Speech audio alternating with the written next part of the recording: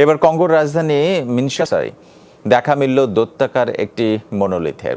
রহস্যময় ছাইরঙা এই ধাতব দণ্ড বিশ্বজুড়ে সাড়া ফেলে গত বছর। প্রথমে যুক্তরাষ্ট্র এবং তারপর আরও কিছু দেশে হঠাৎ এর আবির্ভাব। রহস্যের কুল কিনারা না হতেই হঠাৎ আবার হারিয়ে যাওয়া। ধোঁয়াশা আরও ডালপালা গজাচ্ছে সামাজিক যোগাযোগ মাধ্যমের কল্যাণে। অনেকে এটিকে মেলাচ্ছেন বৈজ্ঞানিক কল্পকাহিনীর সাথেও। মনোলিথ অভিধানে যার অর্থ বিশালাকৃতির ধাতব টুকরো। সম্প্রতি দেশে দেশে এই মনোলিথ হয়ে দাঁড়িয়েছে এক রহস্যের নাম। গেল নভেম্বরে প্রথম যুক্তরাষ্ট্রের ইউটাহ অঙ্গরাজ্যের প্রত্যন্ত এক মরু অঞ্চলে হঠাৎ দেখা মেলে স্তম্ভের মতো রহস্যময় ধাতব পিণ্ডটির। কি এটি, কোত্থেকেই বা এসেছে, এমন নানা প্রশ্নের মাঝেই দিন দশেকের মাথায় তা হয়ে যায় উধাও।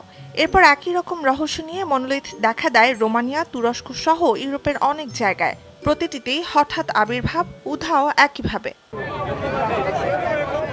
রহস্যে ঘেরা তেমনই এক পিণ্ডের দেখা মিলল কঙ্গোতে। তবে এবার আর কোনো দুর্গম পাহাড় বা মরুতে নয়, মনোলিথ হাজির রাজধানীর বুকে ব্যস্ত রাস্তার ধারে। মনোলিথটির উচ্চতা 12 ফুট।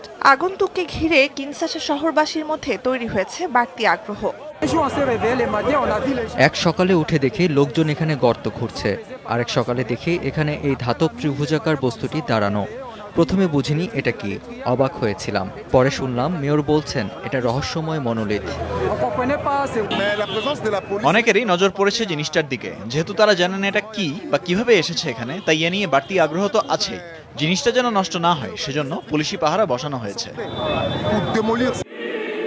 মনোলিথের আবির্ভাবকে বৈজ্ঞানিক কল্পকাহিনী প্রেমীরা মেলাচ্ছেন আর্থার সি ক্লার্কের উপন্যাস অবলম্বনে 1968 সালে নির্মিত স্ট্যানলি কুব্রিকের 2001 আ স্পেস ওডিসির সাথে। অনেকে বলেই বসছেন এটি ভিন গ্রহের প্রযুক্তি। এটা যে কেউ ইচ্ছে করে রাস্তার ধারে পুঁতে রেখে যায়নি, হুট করেই দেখা গেছে জিনিসটাকে। যেদিন দেখা গেল তার আগের রাতেই আমি ওই জায়গা দিয়ে গেছিলাম, তখনও সেখানে ওই রকম কিছু ছিল না। পরদিন সকালে জানতে পারি ওই জায়গায় অদ্ভুত কিছু মিলেছে। মনোলিথটির সাথে স্মৃতি জড়িয়ে রাখতে কেউ কেউ তুলে রাখছেন সেলফি, কেউ আবার ভয়ে ভয়ে তা ছুঁয়েও দেখছেন। পর্যটক টানতে এটি কাজে লাগানো যায় কিনা ভাবছে প্রশাসন। তবে বিস্ময় নিয়ে হাজির হওয়া দণ্ডায়মান পিণ্ডটি থাকবে নাকি হঠাৎ লাপাত্তা হয়ে যাবে, সেটি সব চিন্তার মূলে। নুজহাত কামাল, যমুনা নিউজ।